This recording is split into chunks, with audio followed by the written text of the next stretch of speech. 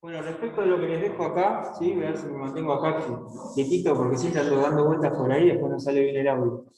Que habla de las sociedades disciplinarias y de control desde un plano weberiano, de un plano Foucaultiano. Foucault es el video que les había dejado, Weber es otro de los pensadores que expresan también su teoría sobre lo que son las sociedades disciplinarias y de control. Si en algo coinciden ambos, es en la cuestión del poder, ¿sí? Un poder que vamos a ver cómo se va revitalizando a través de estos siglos que tenemos acá, del 19 al 20. Yo, en el texto que les había dejado, me marco primero en el 18. Digo, me marco primero en el 18 porque en algún momento esa situación del siglo XVIII tiene que empezar a ser un proceso que hacia el siglo XX haya determinado alguna cuestión referida a este término que decía por acá, que es el poder, ¿sí? ¿Cómo se ejercerá el poder en los estados nacionales? ¿Bien? ¿Y cuáles son las consideraciones a tener en cuenta para que esos estados puedan funcionar con parámetros que tengan a una sociedad bastante homogénea y con un pensamiento bastante particular? ¿Sí? Todos trabajamos porque trabajar es moral. Todos pensamos que la bandera es el símbolo patrio por excelencia. Todos creemos que hay que tener por religión a la religión cristiana. Entonces, se va volviendo una sociedad bastante homogénea, ¿sí? O ese es el intento de tener una sociedad bastante homogénea también, ¿sí? ¿Qué hago?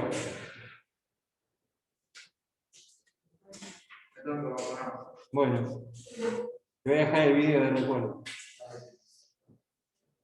Entonces, para definir lo que es una sociedad disciplinaria y de control, primero nos tenemos que centrar, para entender todo el resto, en el comportamiento y la moralidad, ¿sí? De este tipo de naciones. Vamos a centrarnos particularmente en el ejemplo argentino, en este caso. Comportamiento y moralidad, ¿sí? Estado nacional, sociedad. Comportamiento y moralidad. ¿Requiere de una vigilancia y de un control? Bien. Entonces, por eso le estamos llamando primeramente sociedades disciplinarias, primero la disciplina y también el control. ¿Está? ¿Por qué necesita de control?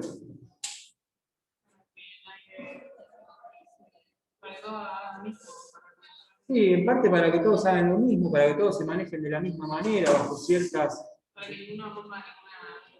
Exactamente, es la restricción de la libertad, ¿sí? En cierta medida, ¿no? Podría estar pensado desde ese lugar.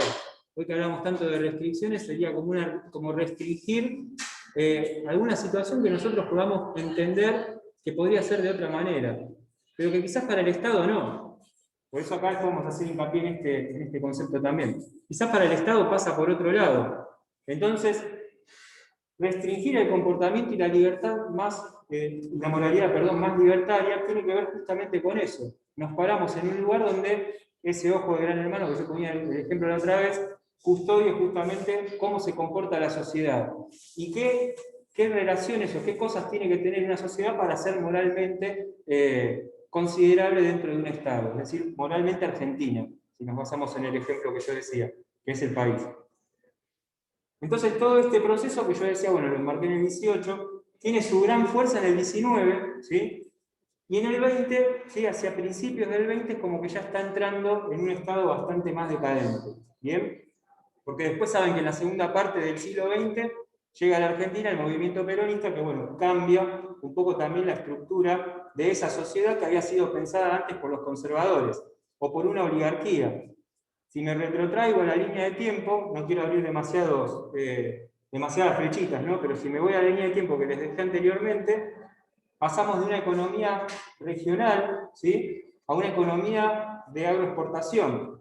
Bueno, todo eso tenía que tener una nivelación, tenía que tener un pensamiento. Nos vamos de un sistema a otro, ¿sí?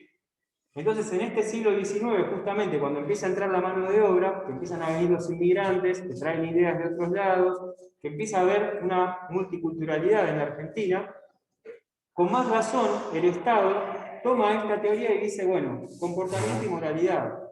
¿Qué es moralmente ser argentino o argentina? Bueno, respetar ciertas cuestiones que nosotros bajamos como línea. ¿Está bien? Los inmigrantes que vengan, que se vayan al campo. No todos van a poder acceder a la tierra. ¿quiénes son los que van a poder acceder a la tierra? Es una pregunta, ¿eh? ¿Quiénes piensan que pueden haber accedido a la tierra, pero digo como terratenientes, ¿no? Los inmigrantes van a poder acceder, sí, pero de otra manera. Y acá, ¿quiénes van a ser los grandes terratenientes? Estamos hablando del sistema agroexportador, ¿eh? Nada más ni nada menos que después lo que va a hacer la economía hasta la llegada del peronismo. No, pero sí van a invertir capitales en estas tierras también. ¿Sí? Las grandes potencias van a tener alguna inversión en el ferrocarril, incluso desde ese lado más industrial. Pero hay gente acá que, digamos, consigue tener los beneficios de la tierra, pero siendo terratenientes, ¿sí? Y empezar a acumular, empezar a apropiarse. ¿Quiénes serán? ¿Los más pobres, los más ricos? La clase alta, ¿sí? La clase más acomodada que se consideraba los mejores, por eso oligarquía, ¿sí? Oligarquía es el gobierno de los mejores. Entonces, en ese sentido, estos conservadores, esta oligarquía empieza a prestar su poder político para financiar economías de terratenientes que quizás antes eran más empobrecidas, pero que ahora, con esa posibilidad que brinda el Estado de financiar, empiezan a acceder cada vez más al dominio de la tierra. Mientras que los inmigrantes pasan a ser los trabajadores de la tierra. ¿Sí? Alguno va a poder llegar a tener su propio espacio, su propia tierra, otros van a ser arrendatarios, que es donde ahí radica, creo que el 70% de este beneficio, ¿sí? El oligarca es el dueño y el arrendatario es el inmigrante. Bueno, se van disparando una serie de herramientas después. Pero incuestionable que los verdaderos dueños de la tierra era la oligarquía, que a la vez estaba sustentada por esa oligarquía política, ¿sí? Una oligarquía política que prestaba este servicio. Bueno, yo te doy, pero me sostenés en el poder. Por eso digo que el 19 va a ser ese siglo en particular donde la oligarquía, solo la oligarquía, va a pensar cuál va a ser el comportamiento y la moralidad del Estado. Un principio que si se ponen a pensar desde la fundación de la sociedad rural 1865 hasta la actualidad los nombres giran en torno a los mismos. Nombro uno, Anchorena, Primo de Rosas, bueno, ¿sí? Fueron grandes dominadores de la tierra. Pereira y la Ola, y podemos seguir, ¿sí? Entonces el 19 va a ser un momento también netamente positivista, ¿sí? Donde el positivismo va a inculcar este comportamiento y moralidad, así, y a rajatabla.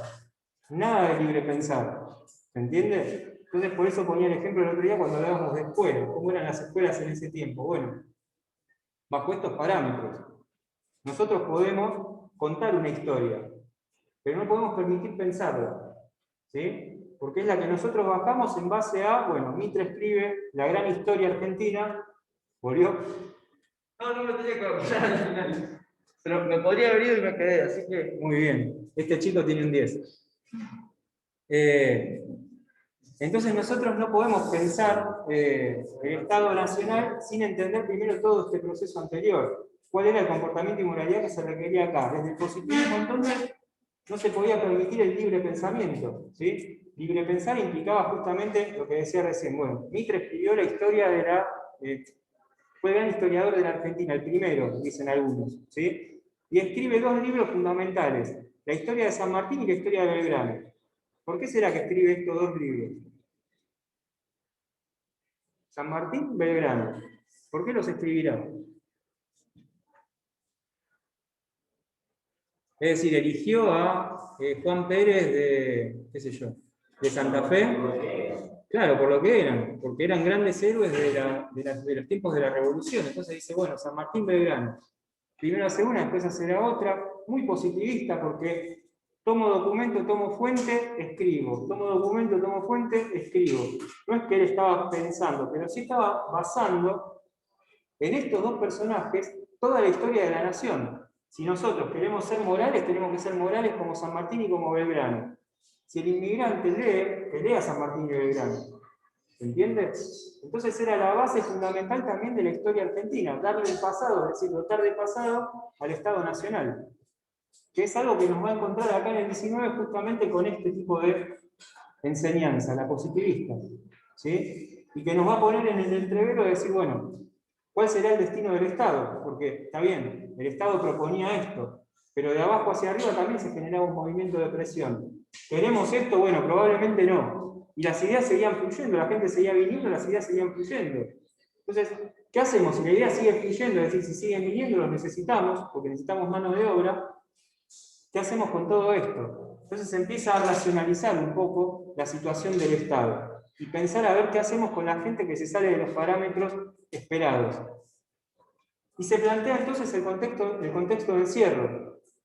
Yo decía, si ustedes miran una escuela pública hoy, van a una escuela pública de construcciones antiguas y se enfocan, van a ver que pueden subir las escalinatas y van para arriba y de arriba pueden mirar todo, pueden observar el patio, ¿sí? Como el eje central, pueden mirar a los costados, ¿sí? Pueden mirar todo lo que pasa alrededor. Porque esas son construcciones pensadas, así como las cárceles también, para que todo se observe, ¿sí? Para que todo se mire. Entonces por eso también hablamos del control. Disciplina, control, ya ahí se empiezan a unir los términos, ¿bien? Y en el encierro, digo, la escuela, más allá de que sabemos que es un lugar un espacio donde uno viene y tenemos que llevarnos algo para un libre pensamiento sobre todo. Digo, pero la escuela es un espacio de encierro, ¿no? En parte sí, porque necesitamos controlar las horas, tenemos un horario. Hay un horario, ya eso es particular, ¿sí? Entramos en un horario y salimos en otro, ¿sí? Bueno, precisamente, ¿sí? Es como ordenar, ¿no? Es como generar el control del orden, sostener un encierro donde uno viene y aprende. Pero en definitiva no deja de ser un contexto de encierro. Digo, ¿el trabajo es un encierro?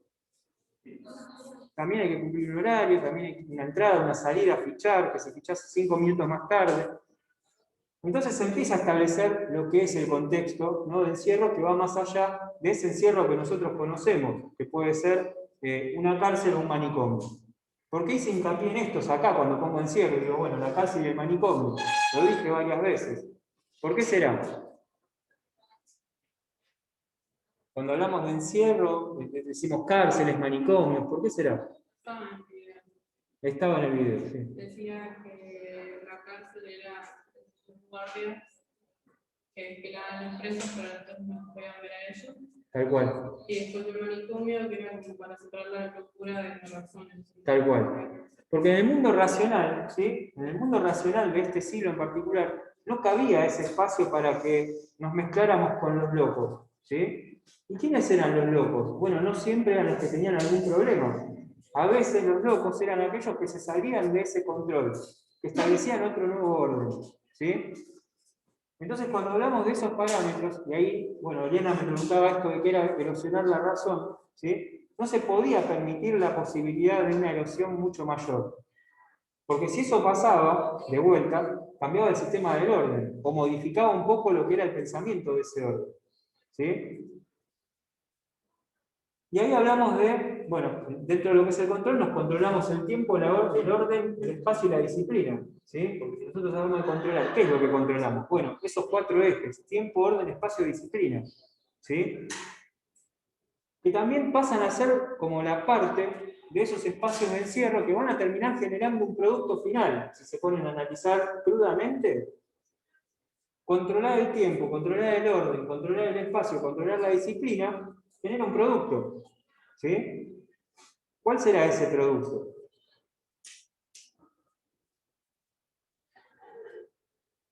No permitimos la erosión de la razón, no permitimos que dispongamos de un tiempo mayor al que se nos permite.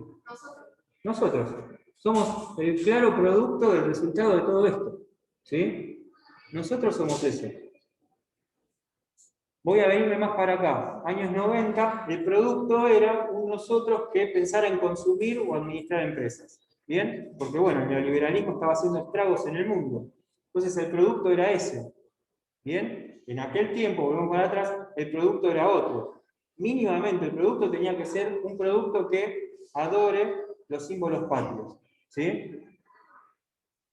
Entonces, por eso hablamos de que entre estos siglos, en particular, se va a dar una supuesta normalización del sujeto. Los que están por fuera de la racionalidad que creía el Estado, adentro.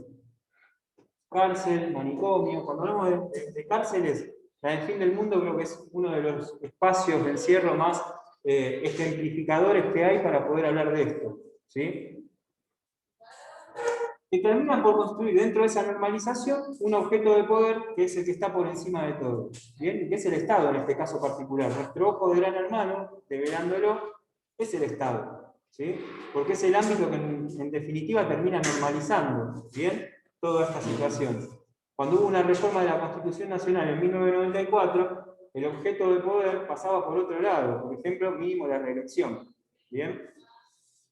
Dentro de un mundo capitalista, ¿sí? Entonces esto está pensado dentro de ese marco, porque la Argentina se estaba insertando en el mercado mundial en el siglo XIX, ¿sí? Como la Argentina se está insertando en ese mercado mundial, tenemos que pensar en estructuras capitalistas dentro de un ámbito que después va a ser la globalización. ¿Cómo hacemos para converger con todo el resto de los países del mundo? ¿Sí?